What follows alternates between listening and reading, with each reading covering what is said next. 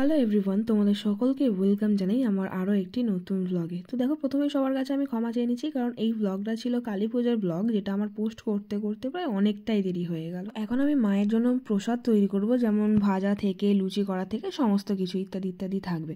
যেমন প্রথমেই দেখলে তোমরা সবজিগুলো কাটা হয়ে গেছে, আর আমি কিছুটা লেচি কেটে নিলাম, আর তারপরে গ্যাসটা জ্বালিয়ে দিলাম। এরপরে কড়াইতে তেল দিয়ে দিলাম। আসলে এমনিতে তো আমার রান্না করতে একদমই ভালো লাগে না, কিন্তু জানি না কেন এই পুজোর ভোগ রান্না করতে আমার ভীষণই ভালো লাগে। বেশ কিছুটা প্রসাদ আমার জেম্মা আগে থেকেই রেডি করে নিয়েছি। এরপর যেগুলো বাকি আছে সেগুলো আমি আমার নিজের হাতেই করব, যেমন লুচি ভাজা থেকে শুরু করে আলু ভাজা থেকে শুরু করে মানে সমস্ত রকমের সবজি ভাজা সবগুলোই আমার ইচ্ছা আছে আমি সব কিছু একদম নিজের হাতে করব। তো আজকে সব কিছুই মোটামুটি তোমাদের সাথে শেয়ার করব। চলো ভিডিওটা দেখতে থাকি।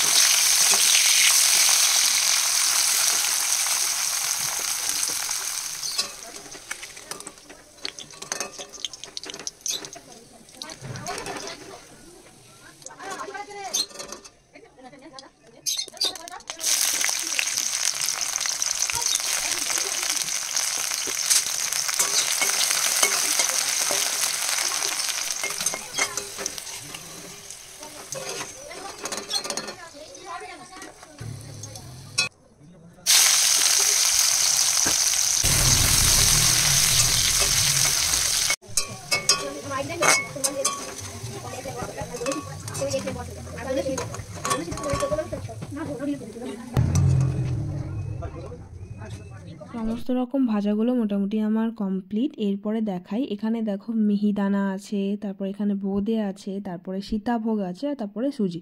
এগুলো সবই আগে থেকে আমার জেম্মা রেডি করে রেখেছিল, আর এগুলো আমি করেছি। ভোগ রান্না শেষে বাইরে বেরিয়ে দেখলাম এখন পুজোর জোরদার প্রস্তুতি চলছে, যেটু এখানে সব জিনিসপত্রগুলো একসাথে গুছিয়ে নিচ্ছে। তারপরে দেখলাম কাকিমাও এখানে পুজোর জোগাড়েই ব্যস্ত, আর আমার ভাই তো লাইটিং গোছাতেই ব্যস্ত। ঠাম্মাও মোটামুটি কাজেই ব্যস্ত। এখানে এখন প্রদীপগুলো রেডি করছে, যেগুলো আমরা আজকে সন্ধ্যেবেলায় জ্বালবো।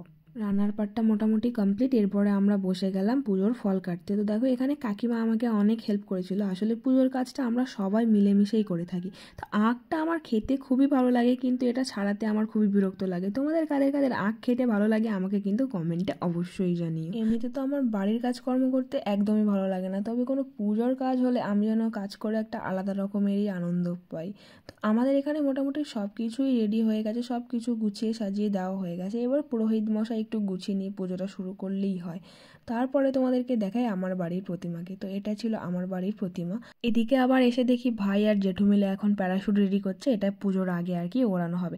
সত্যি কথা বলতে কি, শব্দ ছাড়া বাজি আর দেখতেও খুব ভালো লাগে। আমার তো প্যারাশুট ওড়াতে ভীষণ ভালো লাগে, তবে আমি খুব একটা প্যারাশুট ওড়াইনি আর খুব একটা বাজিও এবারে ফাটাইনি। তোমরা কে কি বাজি ফাটালে অবশ্যই কমেন্ট করে জানিও। তো এই ছিল আজকে আমার লুক, আর এটা হচ্ছে আমি। আমাদের বাড়ির পূজা এখন শুরু হয়ে গেছে। পুরোহিত মশাই বসে গেছে পূজা করতে, আর জেঠুও বসে গেছে। চলো সবটা তোমাদেরকে দেখাবো একে একে এবারে।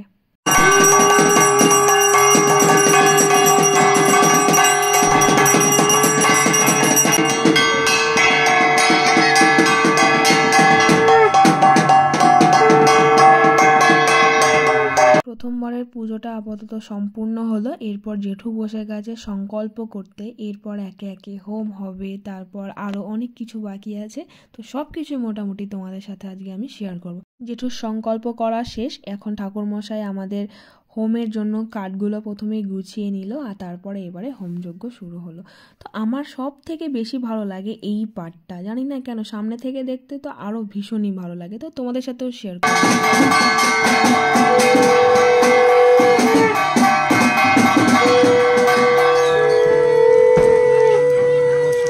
আমাদের হোমযজ্ঞ প্রায় শেষের পথেই, আর এরপর আরও অনেক কিছু বাকি আছে। তো চলো দেখতে থাকো। হোমের পরেই শুরু হয়েছে আরতি।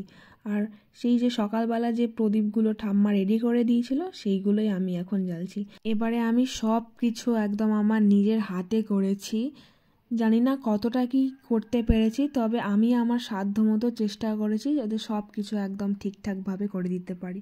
তো পুজোর শেষে পরিবেশটা একদম এই রকম ছিল, পুরো শান্তশিষ্ট হয়ে গেল যেন সব। তো আমার দীপাবলি তো এবছর খুব ভালো কেটেছে। তোমাদের দীপাবলি কেমন কাটলো অবশ্যই কমেন্টে জানিও। তো আজকের ভিডিও এই পর্যন্তই, দেখা হচ্ছে খুব তাড়াতাড়ি নতুন একটা ভিডিওর সাথে। সবাই খুব ভালো থেকো, টাটা সবাইকে।